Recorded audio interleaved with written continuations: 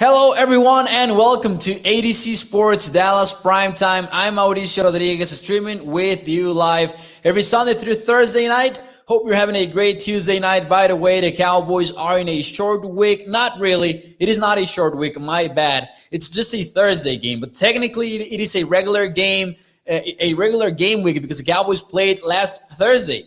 But since the Cowboys are playing on Thursday night, it feels like a weird week because the Cowboys are practicing.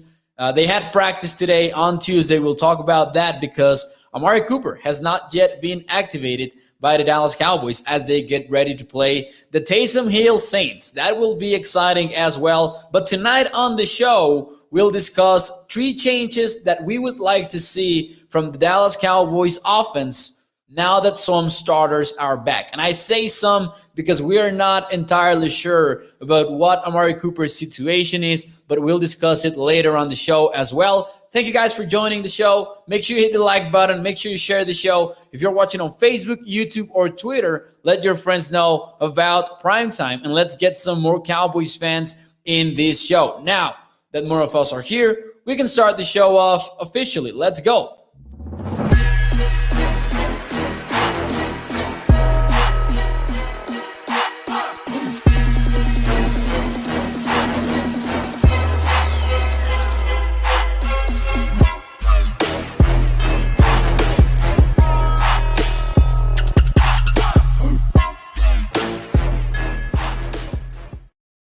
What is up, everyone? Welcome to ADC Sports Dallas Primetime. I'm Mauricio Rodriguez, streaming with you live every Sunday through Thursday night at 8 p.m. Central here on Dallas On Demand Sports Talk Network. For a lot more Cowboys content and a lot more Mavericks content, make sure you check out adcsports.com/Dallas to keep you updated with the latest Cowboys news and analysis and opinion. Make sure you check this website out.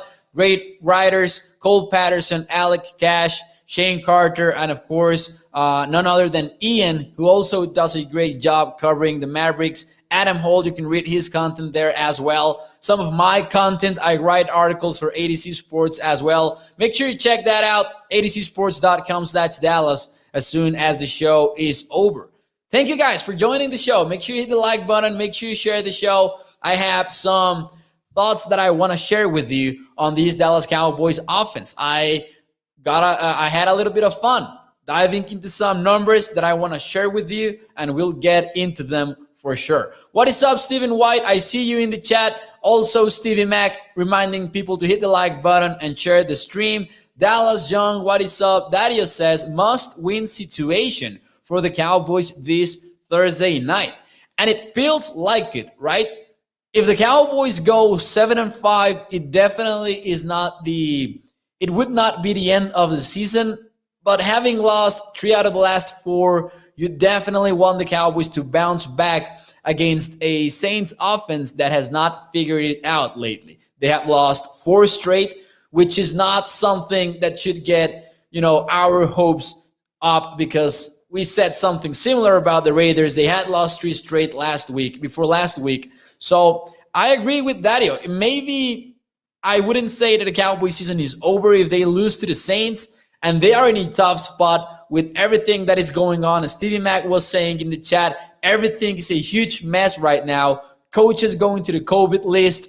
We don't know what the situation is with Amari Cooper. So kind of weird, kind of a weird game. And I mean, leading to it, and I wouldn't be surprised if that is the case also when the game actually starts. What is up, Patricia, as well in the chat? Peter Rizzo, Charlene Evans, Jessica, I see all of you guys. Thank you for being here. LSU football fan videos asking, what do you think of the LSU hire? I was blown away by it. I really don't have much insight into it more than, I didn't expect Brian Kelly to leave Notre Dame at all. And hey, they didn't get their guys. So I think that LSU just swung for the fences and they got their guy. And that is cool, not gonna lie. What is up, Richard, as well? El Pipiri Pau as well over there in YouTube. Chris Rocha saying it's definitely a win situation. The division is not out of reach for Washington and Philly. And to me, more than being concerned about the division, I think that it feels more like a must-win situation because of the Cowboys' morale right now and the fact that you want to forget about that rough November and you want to get a streak going in December and January. Like, I was watching the Colts versus the Bucs game last weekend on Sunday, and after the win, the announcers were talking about the Bucs getting a hot streak going and that Tom Brady knew that this was a time of the year in which you had to find your identity and really start putting together wins. And I think that the Cowboys know that as well. So it does feel like it is a situation in which the Cowboys are desperate for a win, even though it wouldn't be the end of the season if they get to 7-5. The thing is, you were 6-1. And now you're 7-4, so you definitely want a win right now. Anyways, in order to get that win, here are 3 changes that I would like to see from the Dallas Cowboys offense. There are 3, and these are a little bit more specific, maybe not about getting CeeDee Lamb back or getting Amari Cooper back, assuming that the starters are back. These are the 3 changes that I would like to see from the Cowboys. And we will begin with giving this offense a little bit of more pre-snap motion. And I was looking at the rates. Now, I will tell you the truth.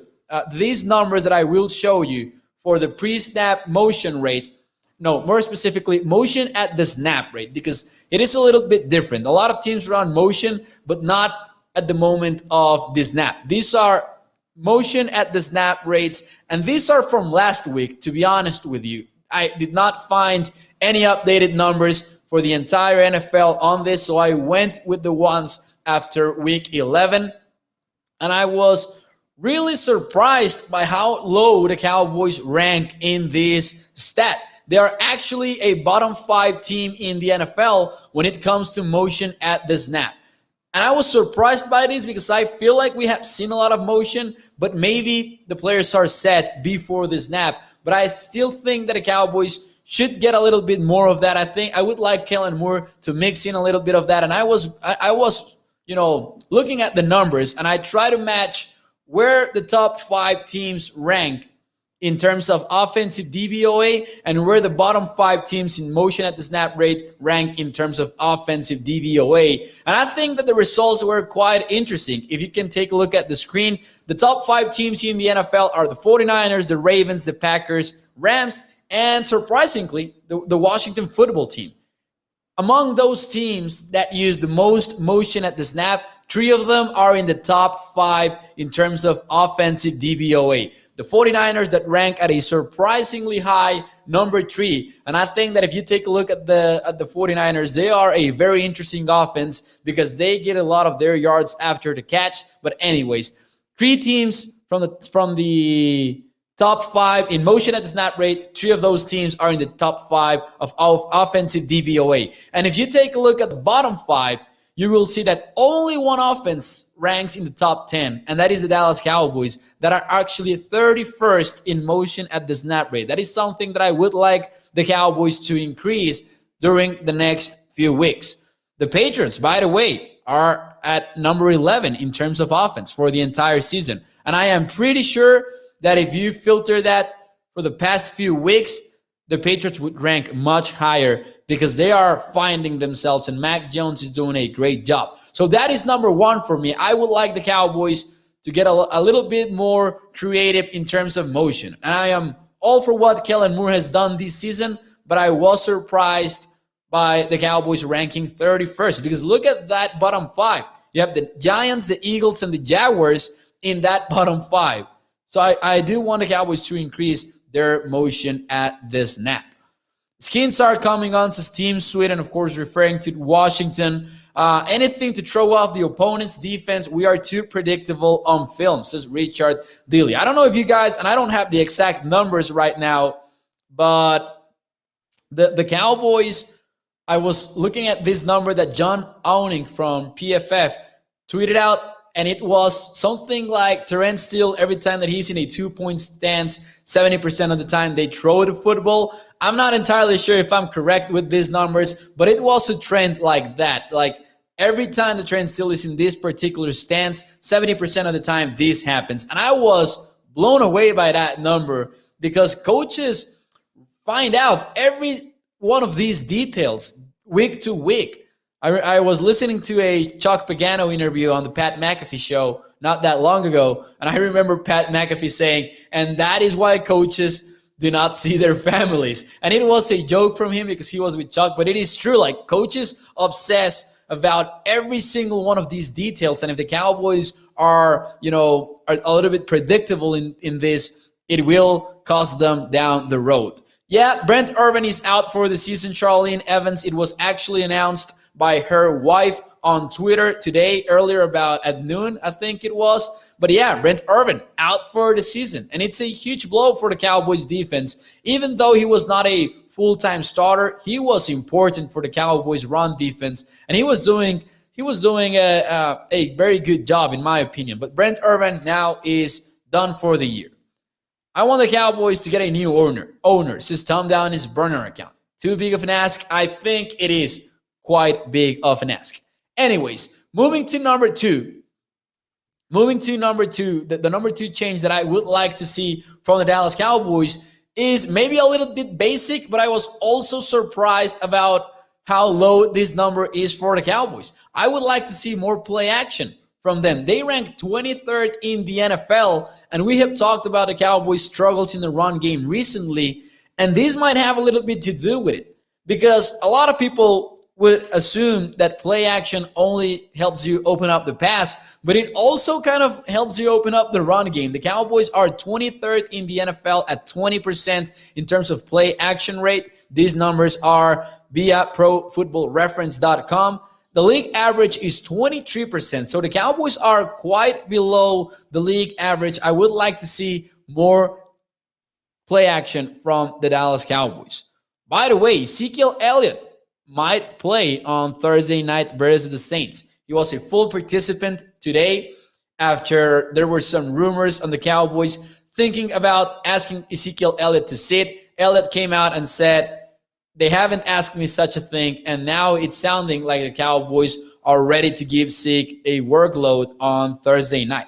Now, number three, and my final change that I would like to see from the Cowboys offense, I have talked about this recently in ADC Sports Dallas Primetime, but I would like to see more 12 personnel.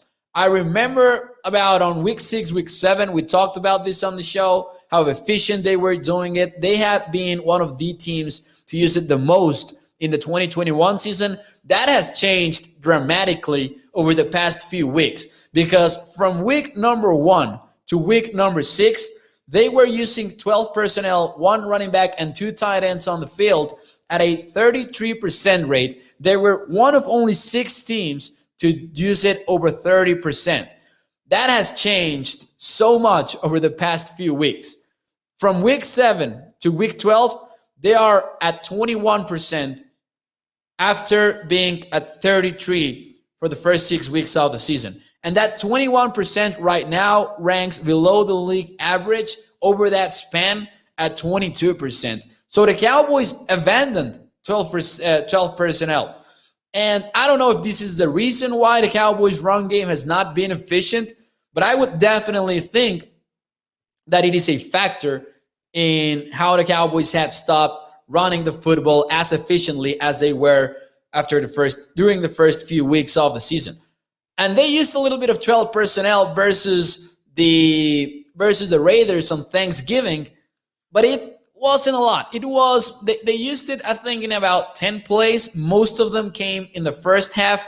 They abandoned it later in the game. I would like the Cowboys to use it a little bit more going forward.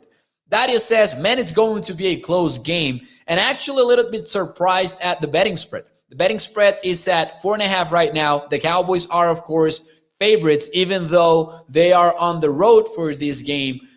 I really don't know what to think about the Saints, because I am concerned about everything that is going on with the Cowboys, like the COVID cases, the entire adjustment that the coaches will have to go through on game day without Mike McCarthy. I'm concerned about all of that.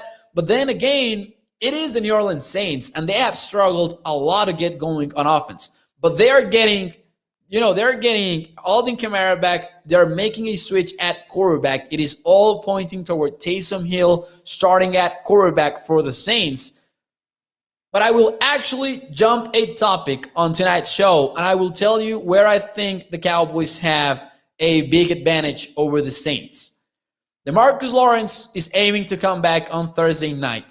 So is, of course, Randy Gregory, but not yet. The guy that is coming back for Thursday night is DeMarcus Lawrence, according to reports. It might not be official yet, but that is the expectation. So the Cowboys are getting that pass rusher back.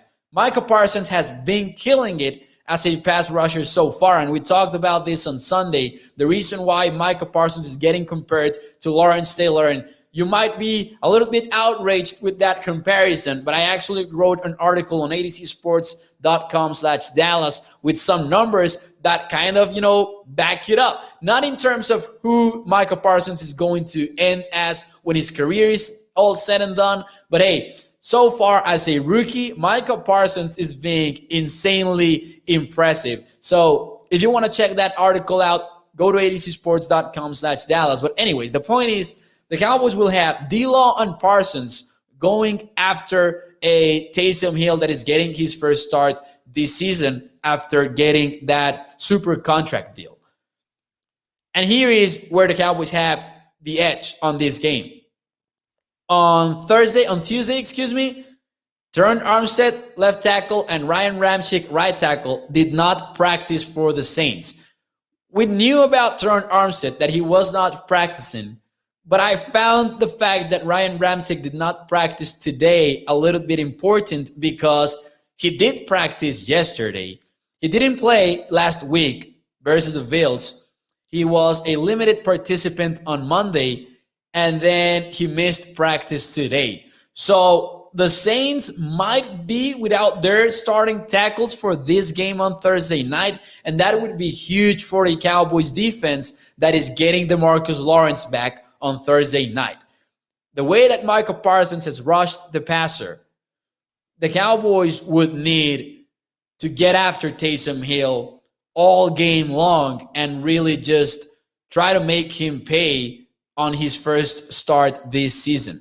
And as Tommy is saying, a little bit of more good news for the Cowboys, Gallimore and Gregory might be back next week. At least that is what Jerry Jones has been saying on the radio this week.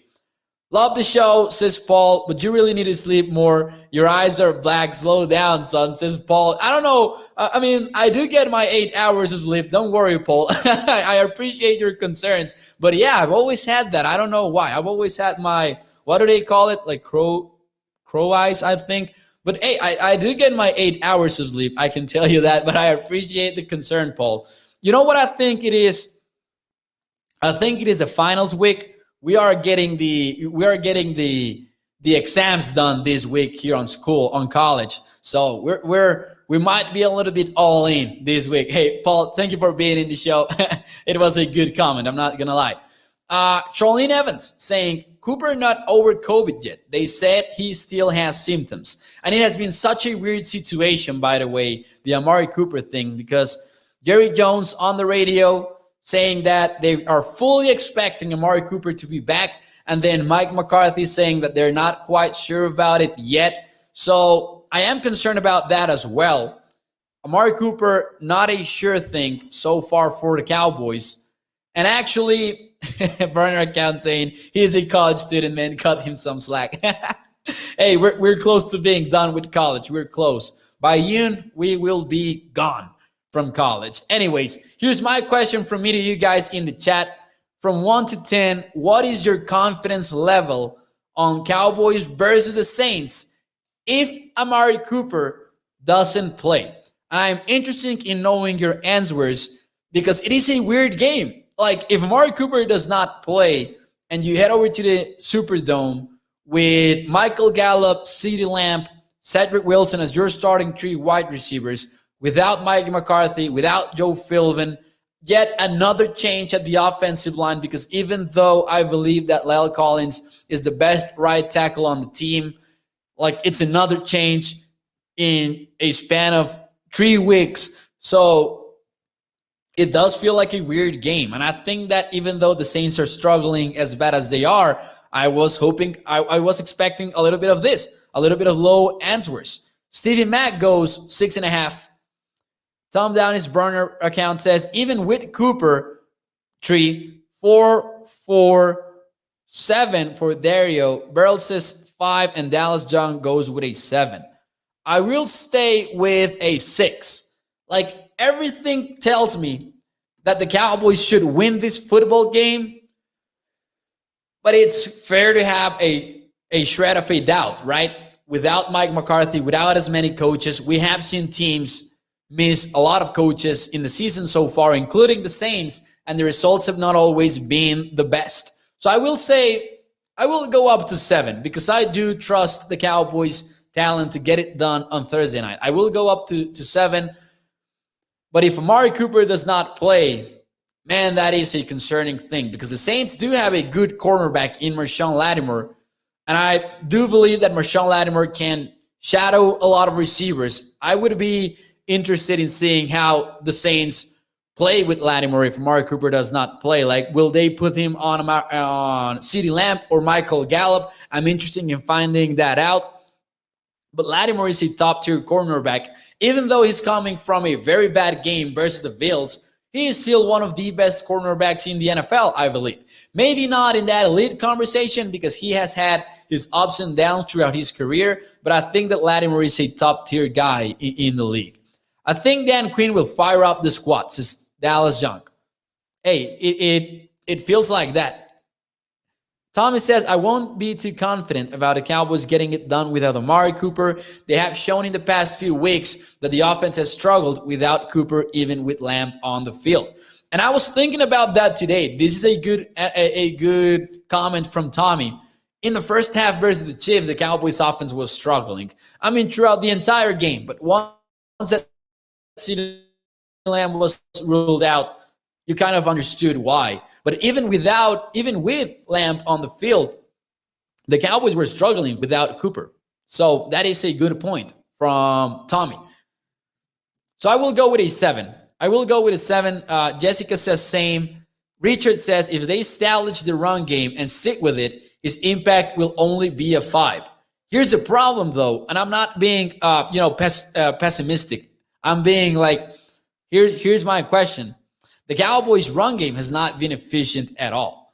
So in the past few weeks, I really do think that for the Cowboys' run game to bounce back, the Cowboys' passing game has to be your tipping point. Like, the Cowboys need to get it going in the pass game in order to open up the run game, even though conventional wisdom will tell us otherwise. And that is one of the reasons why I want the Cowboys to run more play action and more motion at the snap. It will be interesting. Amari Cooper, we really don't know if he will play or not. The Cowboys travel on Wednesday, so by tomorrow we will know.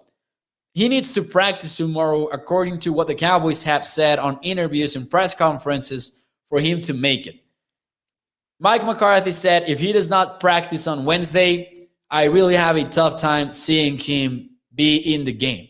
I am not betting against Cooper, though. I think that he gets it done. I mean, I have my doubts, of course, but Amari Cooper is one of those guys. I know that with the sickness, it is, difficult to do so, but this seems to be more of a conditioning issue. At least that's what I understood from Todd Arker's tweets from ESPN.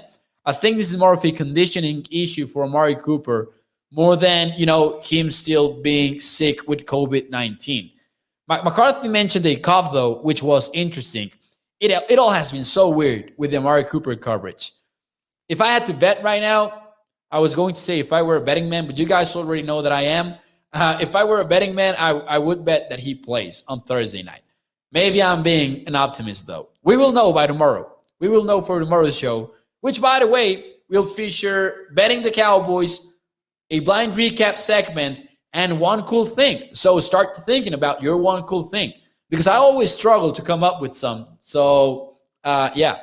And I'm trying to get an interesting, different kind of interview for next week.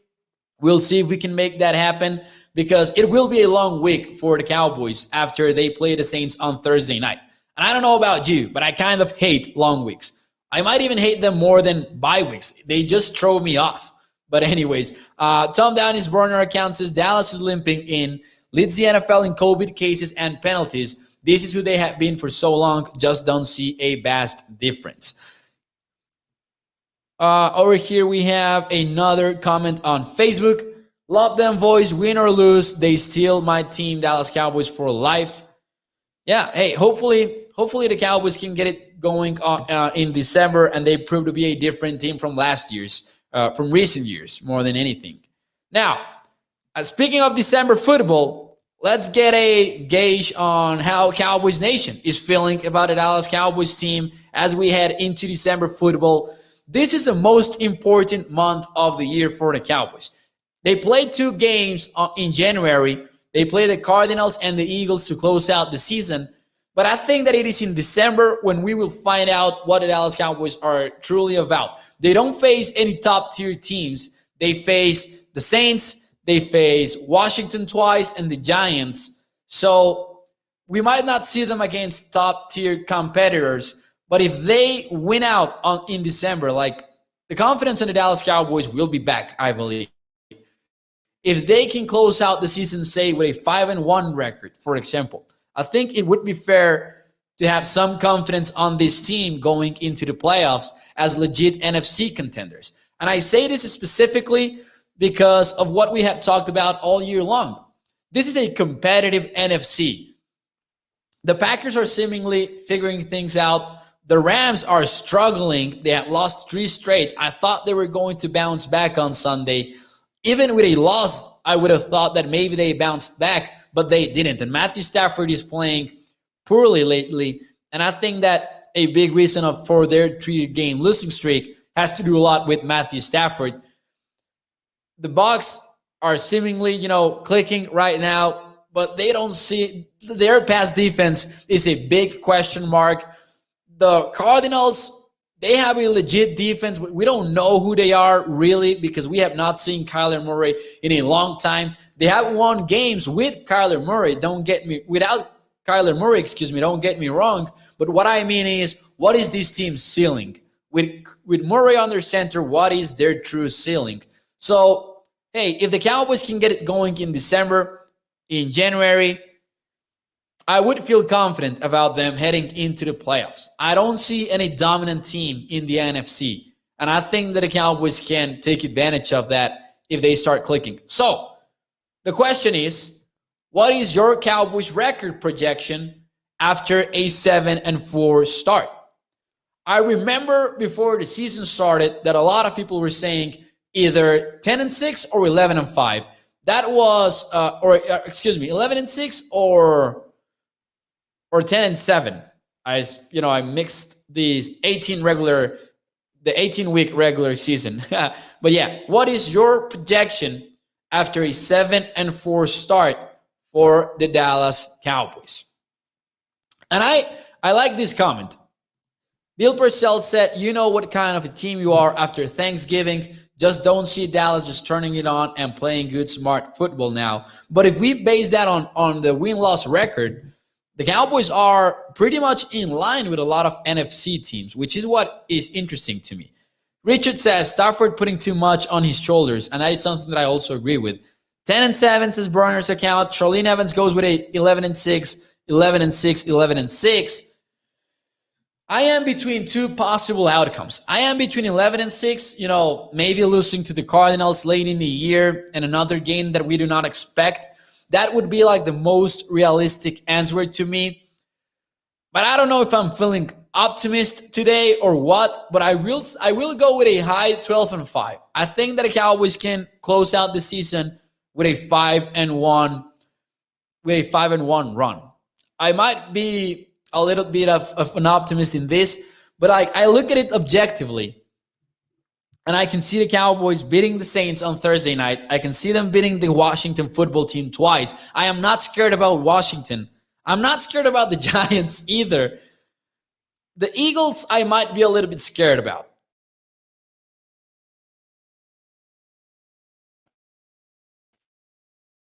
Football team versus the Giants. But they have a dominant offensive line. I can see them getting it going versus the Cowboys to close out the season if the Cowboys are in a soft spot as well. but I will say 12-5. I will say 12-5. And I think the loss could come versus the Cardinals. 12-5 says Richard. Charles Moore also goes with a 12-5. Roy Fletcher says 12-5. We're getting healthy at the right time. And that is something that I agree with. I say, says Jessica, if Amari Cooper comes back, then maybe 12-5. So I would assume that if he doesn't come back, maybe a lot of people are expecting the Cowboys to lose versus the Saints. Daddy also with a 12-5. All right. So most people between an 11-6 and a 12-5. So maybe 11-6 is more realistic. Maybe it is more realistic. Richard says all the remaining teams are going to come after them. It won't be easy. It definitely will not. Definitely will not be easy. The Cowboys, so here's how I see it. If the Cowboys get to the playoffs with an 11-6 record, we would feel about them as a team that can do some damage in the NFC during the playoffs. But if they get to the playoffs, and I know that, with a 12-5 record, I think that the perception for them would be they are a legit contender. They can beat anybody in the NFC. And with a little bit of luck, they might make a Super Bowl run, right? That is, super difficult to predict who will actually make a deep run. But if the Cowboys get to the playoffs 12-5, they close out the season 5-1, I think that the confidence will be there like it was before November happened for the 2021 Dallas Cowboys. Hopefully, that ends up being the case. Gavin says, well, Dak is 11-6 December and January during his career, so hopefully he plays well from here on out. Hopefully he does. And I can tell you, after watching the All 22, and I think I mentioned this yesterday, but after watching the All 22 of the Raiders game, I feel so much better about Dak Prescott. He has to make that throw to Noah Brown. He really does have to make that throw. But man, the passes that he put together in that fourth quarter to Dalton Schultz, to Cedric Wilson, that was just so insane from Dak Prescott. So, hey, I'm betting on Dak to bounce back. And I'm betting on the Cowboys offense to, in a fitting way, bounce back as well as an entire unit. But anyways, guys, that will be it for me tonight here on ADC Sports Dallas Primetime. Make sure you hit the like button. Make sure you share the show. Make sure you visit adcsports.com/Dallas for more Cowboys content and more Mavericks content. If you missed the Micah Parsons, Lawrence Taylor show here on Primetime, either check it out, but also check out the article that I wrote on adcsports.com, because I think I did a good job putting some numbers together to really try to display how well Micah Parsons is playing right now. So check that out, and I will see you tomorrow night. We will hand out predictions for the Dallas Cowboys versus the Saints. It is our final show of the week tomorrow, so we'll also have One Cool Think as every Wednesday. So packed show. Thank you guys in the chat. Thank you for being here. Thank you for the good luck on the finals. We are doing the best that we can. Now go study, says Roy Fletcher. Nah, I'm done for today. I'm gonna rest a little bit. I'm going to be honest with you. And by rest, I mean maybe watch some more Cowboys tape. We don't know. Actually, Saints tape. I wanna watch some Taysom Hill games. Let's see what we can find there. Anyways, I've studied both of them. Burner account. Thank you for the question. I've studied both of them. Interesting. Black Scholes more than anything, though. Black Scholes more than anything. Oh, hey, your wish is my command, Richard. Just because you asked, I will have a beer. Your wish is my command. Anyways, guys, make sure you hit the like button, share the show, and I will see you tomorrow night at 8 p.m. Central. Follow me on Twitter at MauNFL, also MAU NFL, and check out adcsports.com/Dallas. Thank you, guys. Have a good night.